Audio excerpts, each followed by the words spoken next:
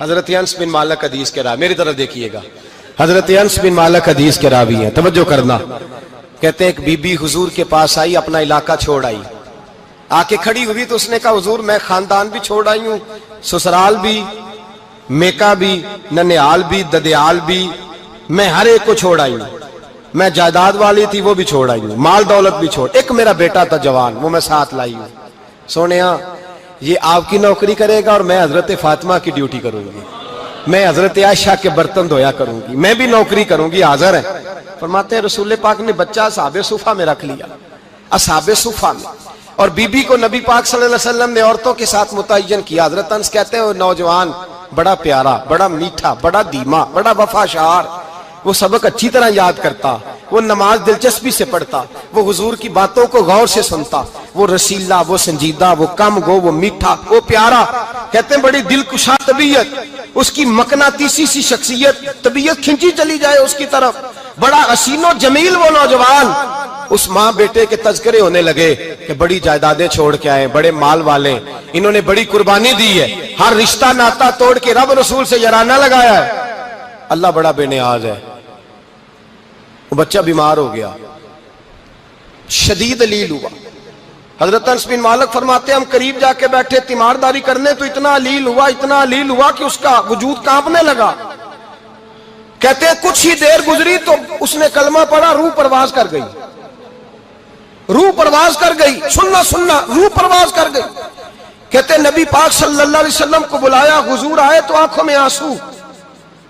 نبی پاک صلی اللہ علیہ وسلم نے سر پہ ہاتھ پھیرا اور پہلے حضور نے جملے ارشاد فرمایا تم غسل دو، کفن دو، میں خود اس کا جنازہ پڑھاؤں گا۔ پھر حضور نے فرمایا نہیں، اسے غسل نہیں دینا، ارادہ بدل گیا ہے، پروگرام تبدیل ہو گیا، اسے غسل نہیں دینا، کفن نہیں دینا۔ حضور کیا کرے؟ فرمایا اس کی اماں کو جا کے بتاؤ۔ یہ نہیں فرمایا بلا کے لاؤ، اماں کو جا کے بتاؤ۔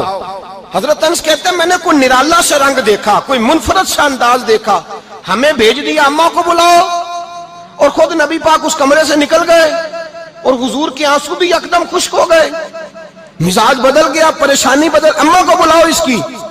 پتہ نہیں ارادہ ہے محبوب کیا ہے، ارادہ ہے خدا کیا ہے۔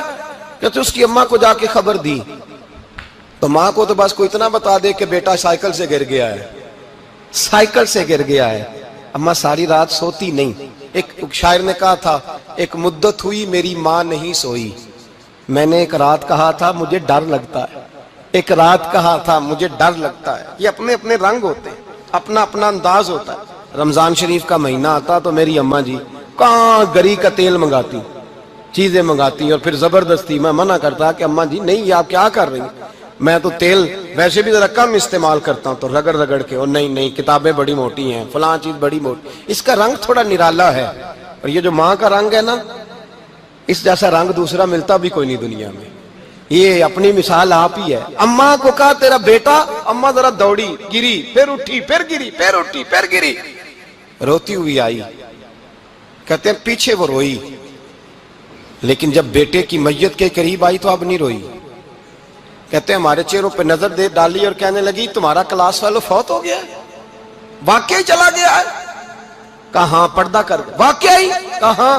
کہتے اماں نا زمین پہ بیٹھی اور پہلے اس نے بیٹے کے پیر اٹھا کے چومے، پھر سینے پہ رکھے، پھر وہاں سے اٹھی اور ادھر آئی، سر سجدے میں رکھا اور دونوں ہاتھ اٹھا کے کہنے لگی اے اللہ میں دولت کے لیے ایمان نہیں لائی تھی، اے اللہ میں جائیدادوں کے لیے کلمہ نہیں پڑھا تھا، مولا میں تیری بارگاہ میں آئی تھی تو میں تیرے اور تیرے رسول کو مان کر آئی تھی، خدا بندہ میں نے میکے چھوڑ دیے، سسرال چھوڑ دیا، ننیال چھوڑ دیے، ددیال، وہ دشمن تھے سارے دین کے، چھوڑ کے آئی، میں نے آرزوؤں کا بڑا مکان بھی چھوڑا، خدا بندہ بیٹے نے جانا تھا، مجھے شکوہ کوئی نہیں، لیکن خدا بندہ اب میرے سارے کہیں گے تو نے کلمہ پڑھا تھا تو تیرا بیٹا ہی چلا گیا، اے اللہ کی اگر تو نے دل مسلم کی دل جوئی نہیں، تانا دیں گے بت کے مسلم کا خدا کوئی نہیں، اے اللہ میرا یقین کہتا ہے کہ اگر تو مارنے پہ قادر ہے تو تو زندگی دینے پہ بھی قادر ہے، خدا بندہ کافروں کو راضی نہ کر، وہ خوش ہو جائیں گے،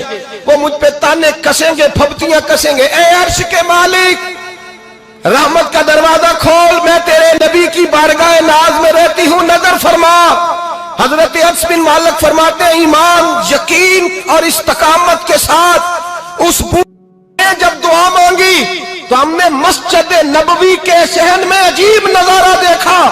एक माँ ने दुआ मांगी तो बेटा उठ के बैठ गया।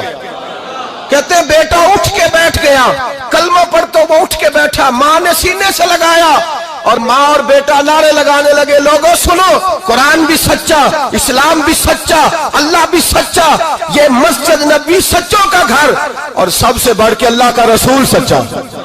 अल्लाह के रसूल सच्चे, महबूब सच्चे, मस्जिद में रहने वालों में सबसे बढ़कर सच्चे, रसूल कायनात सल्लल्लाहु अलैहि वसल्लम का दीन सच्चा। फरमाते रसूल पाक को खबर दी तो महबूब ने मुस्कुरा के फरमाया, मेरे रब की ताकतें बड़ी ज्यादा है। इन्नल्लाह अला कुल्लि शैइन कदीर, अल्लाह की ताकत बड़ी है। ईमान था, यकीन, इस्तकामत, बच्चा उठ के बैठ गया। हजरत अनस कहते हैं वो हुजूर के जमाने में भी हयात रहा, विसाले ज़ाहिरी के बाद हजरत अबू बकर के जमाने में भी मौजूद रहा, उमर के जमाने में भी मौजूद, हजरत उस्मान के जमाने में उसकी माँ का इंतकाल हुआ, उसने अम्मा को दफन किया और माँ के बड़े अरसे के बाद उसने पर्दा किया।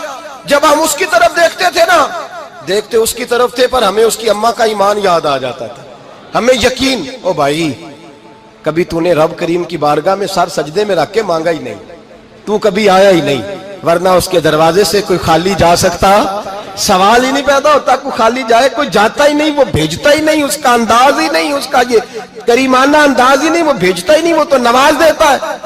ईमान, यकीन, इस्तकामत अपनाइए और ये अपनी जिंदगी में अल्लाह तबारक व तआला के साथ जुड़िए।